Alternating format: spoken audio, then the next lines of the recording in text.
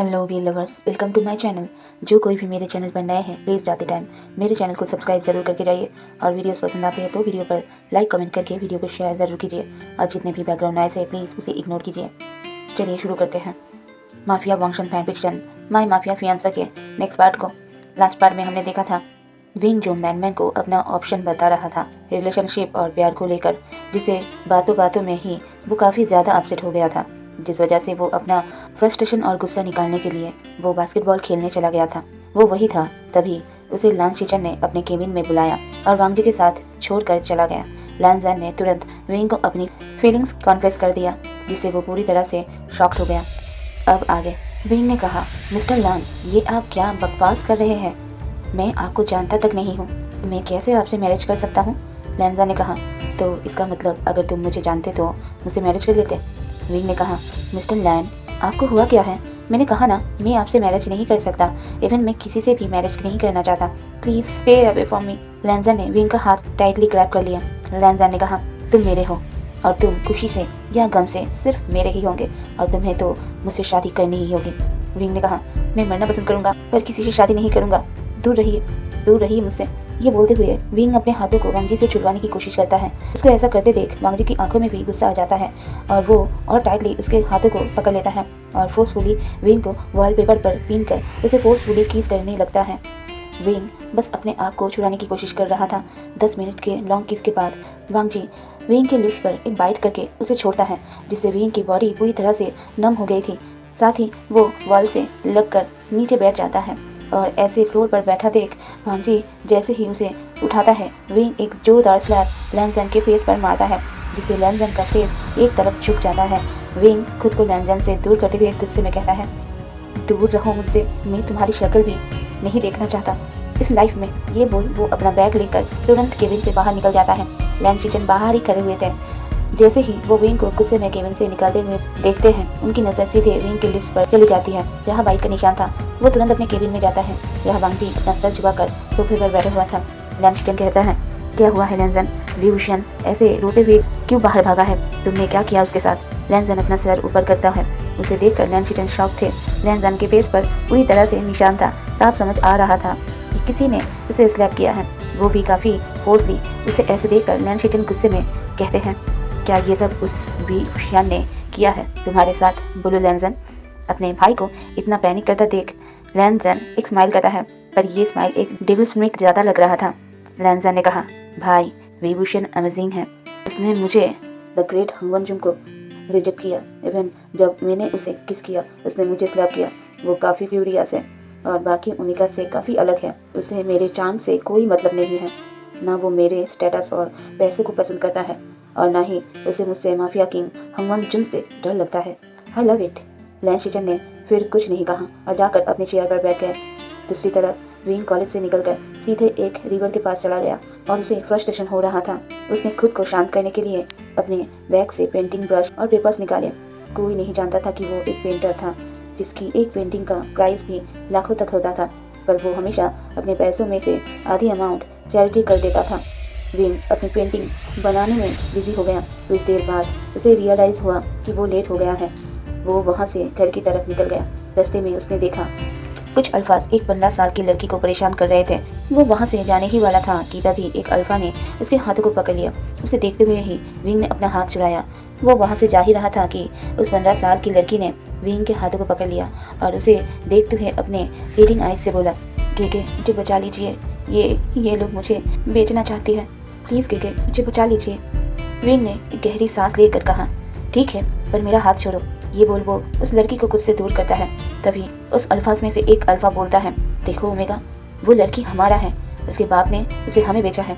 उसके साथ जो भी करना है मैं देख लूंगा और अगर तुम्हें ज्यादा इस पर तरस आ रहा है तो इसके पैसा तू दे दे। विंग बिना 2 बार सोचे बोला, कितना कितना पैसा चाहिए तुझे?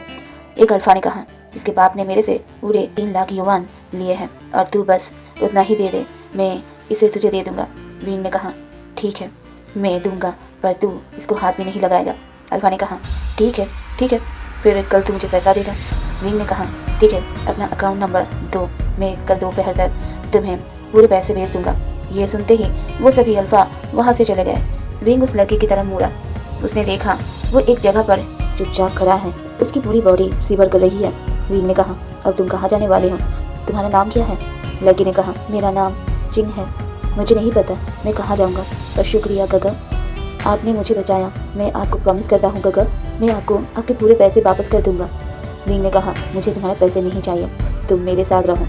क्या तुम्हें घर का काम आता है? चिंग ने कहा, हाँ गगा, मुझे ज़्यादा तो नहीं आता, थोड़ा बहुत काम आता है घर का। मैं खाना बना सकती हूँ, घर के थोड़ा बहुत काम कर सकती हूँ। उसकी बात सुन विंग ने नोट किया और उस लड़की के साथ अपने घर चला गया। विंग का घर 3BH के फ्लैट था। उसके घर में उसका भाई और वो रहते थे। जब वो अपने घर पहुंचा तो उसने देखा आइवन, जो अभी 14 साल का था, वो स्टडीज कर रहा था और विंग का ही इंतजार कर रहा था। उसे देखकर विंग ने अपना बैग सोफे पर रखा। आइवन जैसे ही विंग के पास आने वाला था तभी उसने देखा वहाँ पर चिंग खड़ी हुई थी। चिंग को देखकर आइवन शॉक हो गया। आइवन ने कहा, वे गगा, ये लड़की कौन है और हमारे घर में क्या कर रही है? विंग ने कहा, आइवन, ये चिंग है और मैं इसे यहाँ लेकर आया हूँ। आज से ये हमारे घर में ही काम करेगी और हमारी हेल्प करेगी, साथ में ये अपनी पढ़ाई भी करेगी। आइवन ने कहा, गगा, आपको ये लड़की कहाँ मिली? मेरा मतलब। विंग गहरी सांस लेकर एक स्माइल के साथ कहता है, आइवन, ये प्रॉब्लम में थी तो मैंने बस इसकी मदद की है। आइवन, तुम इससे बात करो, तब तक मैं तुम्हारे लिए कुछ खाना बना लेता हूँ। आइवन ने कहा, नहीं गगा, मैंने नूडल्स बनाया था और खाया भी था, आओ रेस्ट करो आप, अब अभी थक हार के घर आए हो। विंग ने कहा, हाँ, वो आज मैं पेंटिंग बनाने चला गया था। आइवन ने कहा, गगा, लास्ट टाइम वाली पेंटिंग पूरी हो गई है? विंग ने कहा, हाँ, थोड़ा सा फिनिशिंग बचा है। आइवन ने कहा, गगा, मुझे आपसे कुछ पूछना था। विंग ने कहा, क्या हुआ है? आइवन ने कहा, गगा, वो मैं राइटिंग करना चाहता हूँ। विंग ने कहा, हाँ तो करो, मैंने कभी तुम्हें मना किया है क्या किसी चीज़ के लिए? आइवन ने कहा, हाँ गगा, पर मैंने एक स्टोरी लिखा है, ऑनलाइन एक कंपनी उसके लिए मुझे कुछ अमाउंट पे कर रही है, क्या मैं उसे सोल्ड कर सकता हूँ? विंग उसके पास सोफे पर बैठकर उसका हाथ पकड़ता है, फिर कहता है, आइवन, तुम्हें जो काम अच्छा लगता है तुम वो करो, अपनी खुशी से करो, मजबूरी से नहीं। पैसे मैं भी कमाता हूँ और शायद वो हमारे लिए काफ़ी है। मैं नहीं चाहता कि तुम मेरी मदद के लिए या हमारी फाइनेंशियल कंडीशन के चलते कोई काम करो। अगर तुम चाहते हो कि तुम्हें वो काम करना है, अपनी चॉइस से अर्न करना है, तो तुम वो करो, पर किसी प्रेशर में आके नहीं। अभी तुम्हारी लाइफ एंजॉय करने की है, खुद को स्टेबल करने की है, अपने लिए जीने की है, इसलिए कोई काम का प्रेशर मत लो, ओके? आइवन ने कहा, पर गगा, मैं ये करना चाहता हूँ, मुझे ये करना पसंद है। विंग ने कहा, ओके देन डू इट, और अगर कोई पब्लिशिंग हाउस ना मिले तो मुझे बताना, मेरे नज़र में है। उसकी बात सुनकर आइवन ने उसे तुरंत गले लगा लिया। चिंग दूर खड़े होकर उन दोनों को देख रही थी और उनकी बातों को सुन रही थी। उसे गिल्ट फील हो रहा था। उसने धीरे से कहा, मैं आपको आपके सारे पैसे वापस जरूर करूँगा गगा। कुछ देर बाद तीनों डिनर करने गए। अब नेक्स्ट मॉर्निंग का सीन दिखाया जाता है।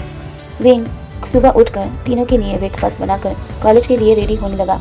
उसे कल की सारी बातें याद थी। उसे थोड़ा अजीब लग रहा था, पर वो बिना ज़्यादा सोचे ब्रेकफास्ट करके कॉलेज के लिए निकल जाता है। कॉलेज पहुंचकर वो अपने क्लास में चला जाता है।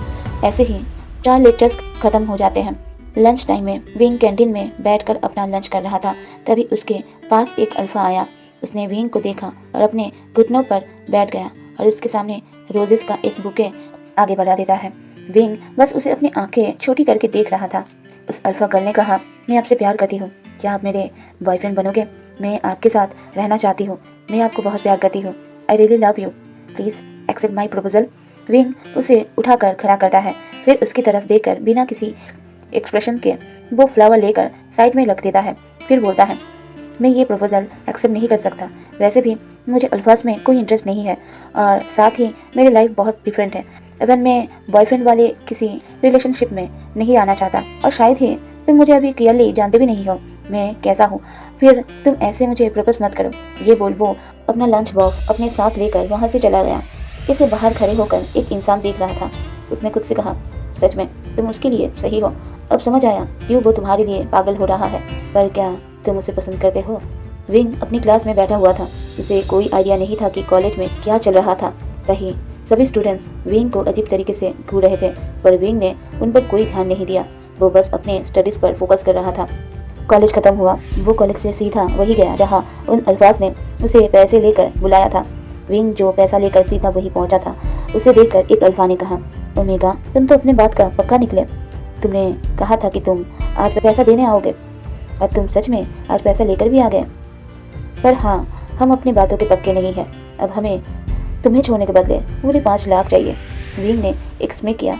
वो जानता था ऐसा कुछ जरूर होगा। वो अल्फा आगे कुछ बोलते उससे पहले ही वहाँ पुलिस आ गई। उन्हें देखकर वो सभी अल्फाज डर गए। वो वहाँ से भाग पाते उससे पहले ही पुलिस ऑफिसर्स ने उन लोगों को पकड़ लिया। विंग जानता था कि ऐसा होना फिक्स था, इसलिए उसने अपने फ़ोन से आईवान को पहले ही कॉल करके पुलिस बुला लिया था। वो कभी भी उन अल्फाज को पैसा नहीं देने वाला था। विंग उसी अल्फा के पास जाकर कहता है, never underestimate me, I am not weak omega. दोबारा मेरे सामने आया ना तो जिंदा नहीं बचेगा। ये बोल वो वहाँ से अपने घर की तरफ चला गया। विंग का अपार्टमेंट खुला हुआ था। विंग हल्के से उसे पुश किया और बिना ज़्यादा सोचे अंदर आया और अपने रूम में जाने लगा। तभी पीछे से आवाज़ आई, तुम मुझे इग्नोर कर रहे हो। ये आवाज़ सुनकर विंग की पूरी बॉडी शिवर करने लगी। उसने पीछे देखा, वहाँ सोफे पर लैंजन किंग की तरह बैठा हुआ था। उसका ऑरा काफ़ी डार्क था। उसे देखकर किसी को भी डर लग सकता है। लैंजन ने कहा, तुमने मुझे देखा नहीं या मुझे ना देखने का नाटक कर रहे थे। विंग ने कहा, मिस्टर लैन, आप मेरे घर में क्या कर रहे हैं और आप ऐसे किसी के घर में कैसे जा सकते हैं। लैंजन चलकर विंग के पास आया और बोला, तो क्या अब मैं आपसे पूछकर कहीं आऊँगा जाऊँगा? और तुम्हारी हिम्मत कैसे हुई मेरे अलावा किसी और अल्फा से फ्लावर एक्सेप्ट करने की? तुम क्या अल्फा गर्ल में इंटरेस्ट लेते हो? और लेते हो भी तो आज के बाद लेना मत। तुम मेरे हो और कोई भी अगर मेरी चीज़ों या इंसानों पर आँख डालता है तो मैं उसे जिंदा नहीं छोड़ता। इसका एक लाइव टेलीकास्ट दिखाता हूँ तुम्हें। ये बोल लैंजन ने अपने फ़ोन में एक वीडियो ऑन किया और विंग को फ़ोन दे दिया। विंग ने जैसे ही उसे देखा उसके हाथों से फ़ोन फ्लोर पर गिर गया। लैंजन ने कहा, कैसी लगी video my dear Wing? Wing ने कहा, तुम कौन हो और तुमने ये क्यों किया? तुम सिर्फ कोई बिजनेसमैन नहीं हो सकते, ऐसा कोई कैसे कर सकता है? लैंजन कहता है, वाओ विंग, तुम तो सच में बहुत समझदार हो। वैसे एक बात कहो, मैं सिर्फ लैंड कॉर्पोरेशन का ऑनर लान वांगची नहीं हूँ, मैं हंगवन चुन हूँ, माफिया किंग हंगवन चुन। विंग ने कहा, तुम हंगवन चुन, वो माफिया डेविल? लैंजन ने कहा, परफेक्ट नाम, माफिया डेविल। पर सिर्फ तुम्हारा। मुझे अच्छे से पता है कि इन लोगों ने तुम्हारे साथ क्या किया था और मैंने बस वही किया जो मुझे ठीक लगा। ये बोलते हुए वो वापस से जाकर सोफे पर बैठ गया। विंग बस शॉकिंग एक्सप्रेशन के साथ उससे देखे जा रहा था। विंग को समझ नहीं आ रहा था अब वो क्या करे। विंग ने कहा, मिस्टर लैन, मेरे साथ ऐसा क्यों कर रहे हैं? मैं आपको पसंद नहीं करता। इवन मैं किसी भी अल्फा को नहीं पसंद करता। आप मेरे लाइफ में क्यों आ रहे हैं बार बार? लैंजन ने कहा, ओह रियली, तुम किसी भी अल्फा से प्यार नहीं करते? तो ये क्या है? तुम्हारी हिम्मत कैसे हुई किसी अल्फा के रोजेस को एक्सेप्ट करने की? विंग ने कहा, मैंने नहीं किया, ये झूठ है, मैंने उसे रिजेक्ट कर दिया है। लैंजन अपनी आंखें छोटी करके कहता है, सच में तुमने उसे रिजेक्ट कर दिया है? तो तुम्हारे कॉलेज ग्रुप में क्या चल रहा है? हाँ, ये बोल उसने वहाँ रखा एक फ्लावर बस उठाकर फेंक दिया। उसकी आवाज़ सुन विंग थोड़ा सा डर गया। फिर अपने आप को रिलैक्स करके कॉलेज वेबसाइट पर चेक किया। वहाँ पर एक वीडियो ट्रेंड हो रहा था जिसमें साफ नजर आ रहा था कि विंग ने उस अल्फा गर्ल से रोज का बुके लिया था। विंग ने हकलाते हुए कहा, मैंने वो ये मैं। लैंजन ने विंग के करीब आकर कहा, हाँ बोलो, मैंने वो क्या कर रहे हो? जो बोलना है साफ साफ बोलो। विंग ने अपनी आंखें टाइटली बंद कर लिया। फिर कहा, ये वीडियो आधी अधूरी है। मैंने अपने हाथ में बुके को लिया था पर मैंने उसे वही रख दिया था। मैंने उसे क्लियर भी किया था कि मैं उसे पसंद नहीं करता क्योंकि मुझे अल्फा पसंद नहीं है। लैंजन ने कहा, गुड, अगर ऐसा ही है तब तो तुम और वो अल्फा दोनों सेफ हो। विंग ने कहा, पर आप ऐसा क्यों कर रहे हो? मैं आपके ना लेवल का हूँ और मेरी लाइफ में रिलेशनशिप से भी इम्पोर्टेंट चीज़ें हैं और मैं ये मैरिज और बॉयफ्रेंड वाले रिश्ते पर भरोसा भी नहीं करता। मुझे नफरत है ऐसे रिलेशनशिप से कि आप किसी और को ये नहीं कहते। लैंजन टाइटली विंग के दोनों शोल्डर्स को पकड़ कर कहता है, पर मैं तुमसे प्यार करता हूँ और अगर तुमने मेरे प्रपोजल को एक्सेप्ट नहीं किया तो मैं तुम्हारे भाई और पेरेंट्स को ख़त्म कर दूंगा। विंग अपने सर को ना में शेक करके कहता है, नहीं, तुम ऐसा नहीं कर सकते। वो मेरी फैमिली है और मैं उसे खो नहीं सकता। मेरे पास सिर्फ वही है, मेरी फैमिली। मेरे पास और कुछ नहीं है खोने के लिए। प्लीज उन्हें कुछ मत करो। मैंने क्या बिगाड़ा है तुम्हारा? वांग जी ने कहा, sweetheart, you are mine. तुमने कुछ गलत नहीं किया, बस तुम्हारी ये हरकतें मुझे किसी की याद दिलाती है। मैंने उसे तो खो दिया पर मैं तुम्हें अपने पास हमेशा रखूंगा और तुम मेरे हो, सिर्फ मेरे। और हाँ, मैं तुम्हारी फैमिली को कुछ नहीं करूंगा पर तुम्हें मुझसे मैरिज करनी होगी, समझे? विंग ने कहा, नहीं, मैं नहीं कर सकता, मैं शादी नहीं कर सकता, मैं तुमसे प्यार नहीं करता हूँ। अगर मैंने मैरिज कर लिया तो नहीं, नहीं, मैं नहीं कर सकता। अगर मैंने शादी की तो मुझे उसको छोड़ना होगा और मैं ऐसा नहीं कर सकता। लैंजन ने कहा, पर वो कौन है जो तुम्हारी शादी की वजह से तुमसे दूर चला जाएगा? विंग पैनिक करने लगता है। वो अपने आप से कह रहा था, मैं ऐसा नहीं कर सकता, वो लोग उसे नहीं छोड़ेंगे, वो मुझसे उसे छीन लेंगे। वो ये बोलते बोलते ही बेहोश हो जाता है। लैंजन उसे तुरंत होल्ड कर लेता है और उसे जगाने की कोशिश करता है, पर वो नहीं जगता। लैंजन तुरंत उसे एक कमरे में ले जाकर बेड पर लेटा देता है और फिर डॉक्टर को कॉल करके बुला लेता है। वो पूरे टाइम विंग के हाथों को पकड़कर बैठा हुआ था। 15 मिनट में डॉक्टर भी वहाँ आ जाते हैं, जिन्हें देखकर लैंजन का स्ट्रेस थोड़ा कम होता है। लैंजन कहता है, उसे जल्दी चेक करो, उसे कुछ भी हुआ तो मैं तुम्हारे साथ साथ तुम्हारे हॉस्पिटल को भी खत्म कर दूंगा। उसे चेक करो, वो बेहोश क्यों हुआ। डॉक्टर जल्दी से विंग को एग्जामिन करते हैं। डॉक्टर कहते हैं, बॉस, इन्हें पैनिक अटैक आया था, जैसे इन्हें कुछ ऐसा कहा गया हो जो इन्हें पास्ट की याद दिलाता हो। ऐसा अक्सर तब होता है जब कोई पेशेंट अपने पास्ट लाइफ में ट्रॉमाटाइज हुआ हो और वो भी उस टाइम उस बात को याद कर रहे हो। ऐसे पेशेंट को उनकी वो पेनफुल मेमोरी याद नहीं दिलानी चाहिए, वरना वो फिर से पैनिक हो सकते हैं। मैंने इन्हें इंजेक्शन दे दिया है, ये 30 मिनट में होश में आ जाएंगे। लैंजन फिर डॉक्टर को जाने का इशारा करते हैं और विंग के बगल में बैठकर कुछ सोचने लगते हैं। अब हमें 30 मिनट की बात का सीन दिखाया जाता है। विंग को होश आता है, वो देखता है वांगजी उसी के बगल में बैठा हुआ था। वो थोड़ा टेंशन में लग रहा था। उसे ऐसे देखकर विंग को थोड़ा अजीब फील हो रहा था। माफिया किंग उसकी इतनी केयर कर रहा था जो केयर उसकी चाइल्डहुड से किसी ने भी नहीं की। वो एक ऐसा इंसान कर रहा है जो उसे जानता भी नहीं है, पर क्यों उसके दिमाग में बस यही ख्याल आ रहा था। उसे ऐसे खोया हुआ वांगजी ने भी नोटिस कर लिया था। उसने अपने हाथ को विंग के सामने हिलाया। विंग को देखते हुए लैंजन ने क्या हुआ का इशारा किया। विंग ने बस नाम में सर नोट किया। लैंजन ने कहा, हम मैरिज नहीं करेंगे। विंग उसकी बात सुनकर शॉक था।